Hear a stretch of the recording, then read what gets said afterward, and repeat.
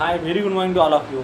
चलो, तो पिछले लेक्चर में हमने introduction of force and pressure देखा था। इस लेक्चर में हम पढ़ने वाले हैं कि फोर्स में मैग्नीट्यूड क्या है, डायरेक्शन क्या है और वो इंटरेक्शन विदाउट इंटरेक्शन फोर्सेस क्या है। जैसे कि हमने कहा हमें दो तरह के फोर्सेस होते हैं नेचर में। पहले होते हैं कॉन्टैक्ट फोर्सेस और दूसरे होते हैं नॉन कॉन्टैक्ट फोर्सेस। लेकिन इस चैप्टर में हम सारे कॉन्टैक्ट फोर्सेस के बारे में ही जानेंगे। कॉन्टैक्ट फोर्सेस कब अराइज होंगे? जब दो बॉडीज़ एक दूसरे के कांटेक्ट में आएंगी, डायरेक्ट कांटेक्ट में आएंगी और उनके बीच में अगर कोई फोर्स अराइज हो रहा है, आइदर किसी चीज़ को पुश करना या पुल करना। ओके, जैसे कि डस्टर है, मैंने इसको पुश किया मतलब विदाउट डायरेक्ट कांटेक्ट। क्या मैं उसको पुश कर सकता था? नहीं। तो अगर हमें किसी चीज़ को पुश करना है, पुल करना है, उसे पकड़ के उसकी डायरेक्शन बदलनी है, तो हमें कॉन्टैक्ट फोर्सेस ही इस्तेमाल करने पड़ेंगे।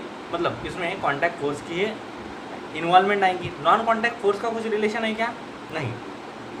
तो इस चैप्टर में हम जब भी फोर्स की बात करेंगे तो सारे क्या रहेंगे? Contact forces. अब हम देखते हैं कॉन्टैक्ट फोर्सेस क्या है। Okay, so those forces, if the force between two bodies arises due to direct contact between these two bodies, then such a force is called contact force. Okay, then such a force is called contact force. अब जैसे मैंने pushing pulling का example दिया। Now in this topic, in this lecture we are going to learn about the magnitude and direction of force. Now the magnitude and direction of force are very important. Force is a vector quantity which have both magnitude as well as direction. Force ये एक सदिश राशि है, ये एक vector quantity है कि जिसको मैग्नीट्यूड के साथ साथ डायरेक्शन भी देना आवश्यक हो जाता है। अब ऐसा क्यों? देखो, अगर मैं इस डस्टर को पुश करूँ तो क्या है कि मैंने अगर उसको, अभी मैंने क्या किया, थोड़ा सा पुश किया, अभी मैंने ज़्यादा पुश किया। ओके, अब मैं थोड़ा सा पुश करूँ या ज़्यादा पुश करूँ, उसकी डायरेक्शन मैंने क्या रखी थी? सेम रखी। तो अगर मैं उसको पुश करना हो तो किसी पर्टिकुलर डायरेक्शन में पुश कर रहा हूँ, पुल करूँगा तो किसी डायरेक्शन में पुल होऊंगा। ओके, अगर मैं उसको पुश या पुल करता हूँ तो किसी डायरेक्शन में वो डिस्प्लेस होने वाली है। मतलब क्या उसको सिर्फ मैग्नीट्यूड रहेंगी, उसको डायरेक्शन भी रहेंगी। ओके, तो इस तरह की क्वांटिटी जिसको मैग्नीट्यूड के साथ में डायरेक्शन भी है उसे कहते हैं वेक्टर क्वांटिटी। फॉर एग्जाम्पल, मैंने कहा कि मैं बस स्टैंड से रेलवे स्टेशन पर गया और दूसरी केस में मैंने कहा मैं रेलवे स्टेशन से बस स्टैंड पर आ गया। तो क्या ये दोनों सेम बातें हैं?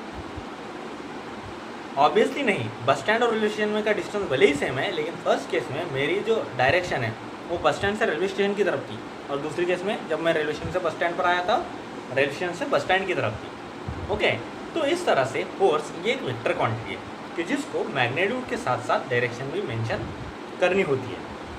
हाँ, इसके बाद में इस लेक्चर में हम पढ़ेंगे कि फोर्स पुशिंग पुलिंग जो है वो कितने टाइप के हो सकते हैं, क्या क्या पॉसिबिलिटीज़ हो सकती हैं, क्या क्या पॉसिबिलिटीज़ हो सकती है फोर्स के बारे में हम ये जानेंगे। अगर मेरे पास में डस्टर है, okay, if I am having one duster, okay, और इस डस्टर को मैं मूव कर रहा हूँ, इस डस्टर के ऊपर मैं अगर पुश कर रहा हूँ, इस डस्टर को इस डायरेक्शन में पुश कर रहा हूँ, तो इस डायरेक्शन में अगर मैं फोर्स लगाऊंगा तो इधर चला जाएगा। ओके, इसकी मूवमेंट किधर होंगी? इस डायरेक्शन में होगी। अगर मैं इस डस्टर को पुल करता था, मतलब इधर खींचता था, इधर क्या करता था?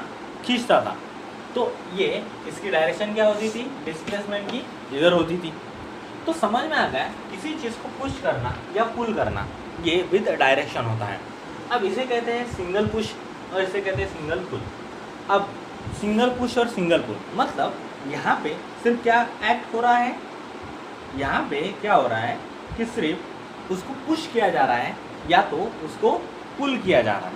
अब ये सिर्फ यूनिडायरेक्शनली हो रहा है, मतलब इसको हमने पहले तो पुश कर लिया था, ओके, अब यहाँ पे हमने क्या कर दिया? उसको पुल कर लिया। जैसे मैंने इसको पुश किया, फिर पुल कर लिया। अब और क्या क्या हो सकती है?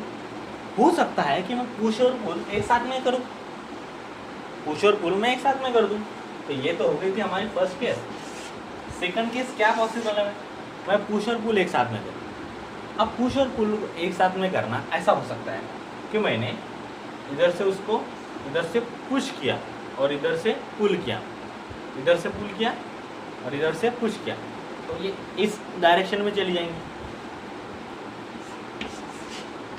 इसके ऊपर मैंने इधर क्या किया, पुल, और इस डायरेक्शन में मैंने क्या किया, पुश किया, तो ये बहुत तेज़ी से चली जाएंगी इस डायरेक्शन में, है कि नहीं।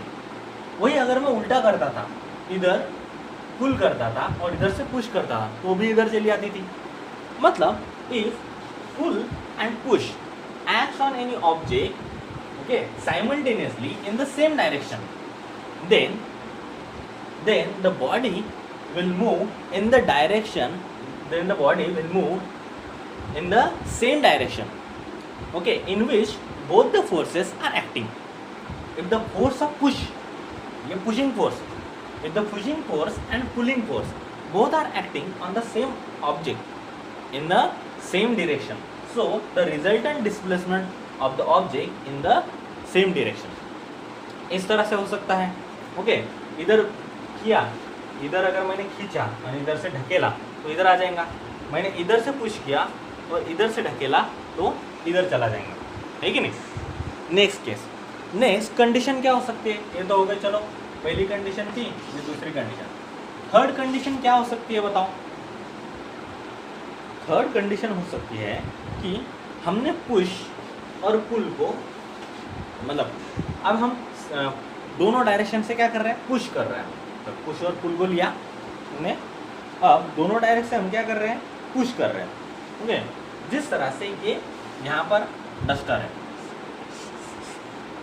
और इसको हम क्या कर रहे हैं, इसको हम पुश कर रहे हैं, ये साइड से भी पुश कर रहे हैं, ओके, इधर से ही धक्का दे रहे हैं और इधर से भी क्या दे रहे हैं, उसको धक्का दे रहे हैं, पुशिंग, ओके, पुश कर रहे हैं, पुश कर रहे हैं, ओके।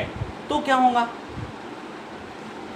दोनों साइड से उसको पुश करेंगे तो क्या होगा। अब यहाँ पर दो पॉसिबिलिटीज है, किस तरह की पॉसिबिलिटीज, देखो, अगर मैं इधर से पुश करता हूँ, if we push the object in two exactly opposite direction, okay, so there are two possibilities, okay, actually there are many possibilities, but for displacement there are only two possibilities. If the forces act on the object from both the side, if the forces, that is pushing forces, acts on the object from both the side having equal magnitude, then the body maintain its equilibrium position या तो mean position। जो body की original position होती है उसे कहते हैं mean position या इक्विलिब्रियम पोजीशन, कि जिस पोजीशन पर बॉडी स्टेबल रहती है। अगर मैं स्टेबल बॉडी के ऊपर इधर से भी फोर्स लगाऊँ पुशिंग का और इधर से भी लगाऊँ और दोनों के मैग्नीट्यूड इक्वल है, तो क्या ये अपनी जगह से बदलेंगी, क्या अपनी जगह से मूवेंगी, नहीं। So if we apply pushing forces from both the side, from exactly two opposite side, okay, in exactly two opposite direction, in exactly, look at this, if pushing forces are applied on any object in exactly opposite direction, and if the magnitude of both the forces is same, if the magnitude of both the forces are same, then the body do not move or the body do not changes its equilibrium position, or the body maintain its equilibrium position or mean position। लेकिन दूसरा case ये हो सकती है, या तो इधर का फोर्स ज़्यादा हो जाए या तो इधर का फोर्स ज़्यादा होगा। अगर सपोज इधर का फोर्स ज़्यादा होगा, जैसे कि क्या हुआ था वो बाहुबली का मैंने बताया था, भैंसा आ रहा है और उसका फोर्स अगर ज़्यादा है भल्लाल देव से, तो भैंसा उसको ढकेल के पीछे लेके जाएगा, okay. So if two opposite forces are acting on the body, two opposite pushing forces are acting on the body, and if one force is greater than the another force, अगर एक फोर्स ज़्यादा बड़ा है दूसरे से, so the body will move in the direction of greater force, okay। मतलब पहले भैंसा उसको खींचता है, ज़्यादा फोर्स लग रहा है तो फिर उसका फोर्स और भैंसे का इक्वल हो जाता है, तो बॉडी इक्विलिब्रियम में आ जाती है। मतलब ना तो एक कंडीशन में भैंसा आ रहा है उसको पकड़ रहा है, ये पीछे पीछे जा रहा है, फिर ना तो भल्लाल देव उसको आगे लेके जा सकता है ना तो भैंसा, तो वो एक कंडीशन आती है, वो है इक्विलिब्रियम कंडीशन, क्योंकि forces exerted exactly in opposite direction, pushing forces, और यहाँ पर इक्विलिब्रियम कंडीशन, फिर ये जोर से उसको खींचने लग जाता है, ये पुश करने लग जाता है, मतलब भल्लाल का फोर्स ज़्यादा है, फोर्स इज ग्रेटर, और यहाँ पे फोर्स पुशिंग फोर्स कम गिर रहा है भैंसे का, तो उसको पीछे पीछे लेके जा रहा है. So when two pushing forces are acting on the body in exactly opposite direction. If the forces are having equal magnitude, then body maintain its equilibrium position. But if one force is greater than the another force, that is, if this force is greater, so it will move in this direction. If this force is greater, it will move in this direction. If the forces act on the body are unbalanced, it means one force is greater than the another force. Okay, then the body will move in the direction of greater force. Okay जिस तरह से pushing का था, दोनों forces की magnitude अगर equal है तो बैलेंस फोर्स वर्क कर रहे हैं. बैलेंस फोर्स वर्क कर रहे हैं तो बॉडी की मूवमेंट नहीं हो रही. दूसरी केस में क्या पॉसिबल है? दूसरी केस है पुलिंग. अगर मैं चौथी केस लेते हैं, ओके ये तो हो गया. अब चौथी केस में क्या है? अगर मैं इस ब्लॉक को पुल कर रहा हूँ, ओके दोनों साइड में, when two pulling forces are exerted on the object in exactly opposite direction. मतलब इधर से भी पुल कर रहा हूँ, इधर से भी पुल कर रहा हूँ. सेम कंडीशन आ जाएंगी, सेम केस आ जाएगी पुशिंग की तरह. when two forces that is two pulling forces are acting on the object, okay, that is object is pull in this direction and it is pull in this direction.